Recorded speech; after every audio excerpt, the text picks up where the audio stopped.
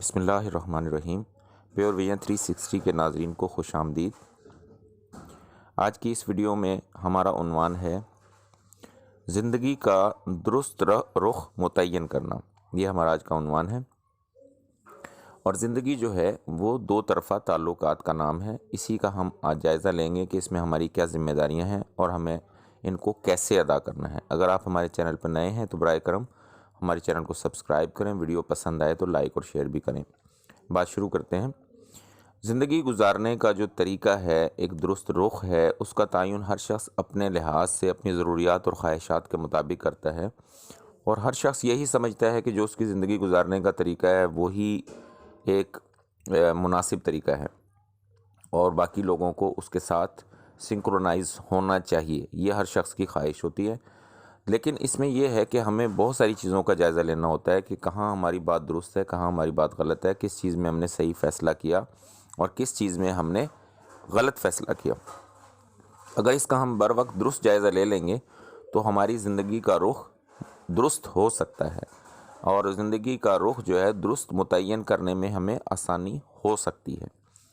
تو جیسے ہم نے شروع میں کہا کہ زندگی جو ہے ایک دو طرفہ تعلقات کا نام ہے۔ اس میں ہم سب سے پہلے یہ دیکھتے ہیں کہ کوئی بھی ایسا شخص جس سے ہم مخاطب ہوتے ہیں، یا کوئی ہم سے مخاطب ہوتا ہے، یا ہم کسی کے مد مقابل ہوتے ہیں کسی بھی پازیٹیو چیز میں، نیگیٹیو چیز کا تو ذکر ہی نہیں ہے۔ اگر کوئی مثبت ایسی کاوش ہم کرتے ہیں جس میں کہ ہم ایک کام اچھا کر رہے ہیں اور کوئی اور شخص اس سے زیادہ اچھا کام کر رہا ہے، اس کو میں مد مقابل کا نام دے رہا ہوں، تو ایسے ماحول میں، ایسے وقت میں، ایسی کاوش میں ہم نے یہ دیکھنا ہے کہ جو ہمارا مد مقابل ہے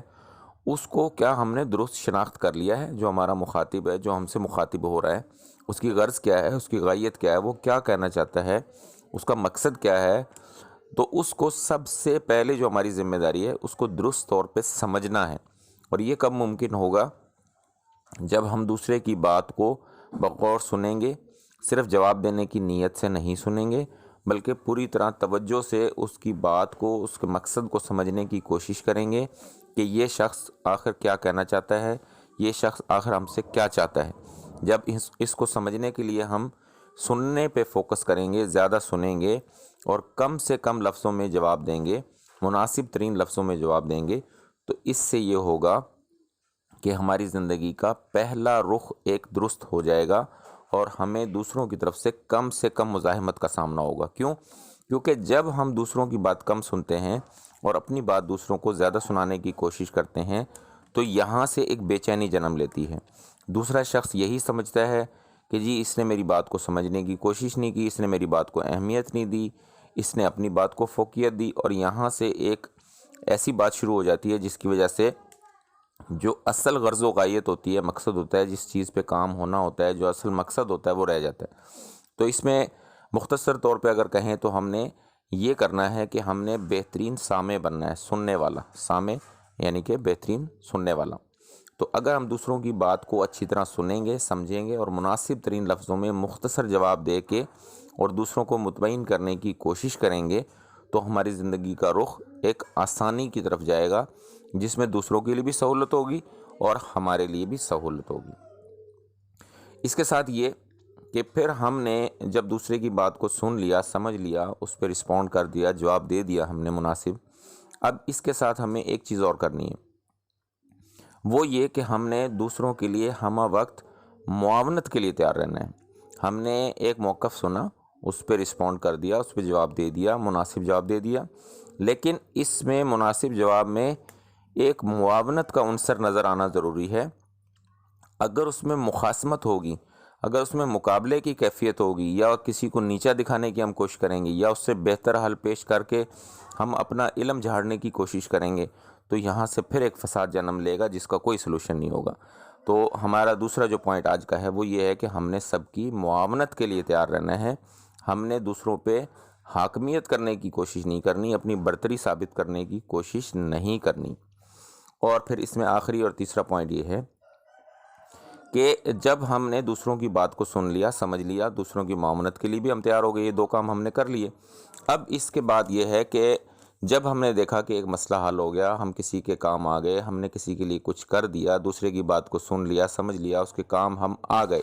اور اس دوسرے شخص کا مسئلہ حل ہو گیا، یا اس کے مسئلے کو حل کرنے کے لیے ہم نے کوئی کردار ادا کر دیا، یہاں تک اگر ہم پہنچ گئے تو اس کا مطلب یہ ہے کہ ہماری زندگی کا رخ کافی حد تک ٹھیک ہو گیا۔ اس میں لیکن ابھی بھی ایک چیز کی کمی ہے، وہ کیا ہے کہ ہم نے یہ سب کرنے کے بعد بھی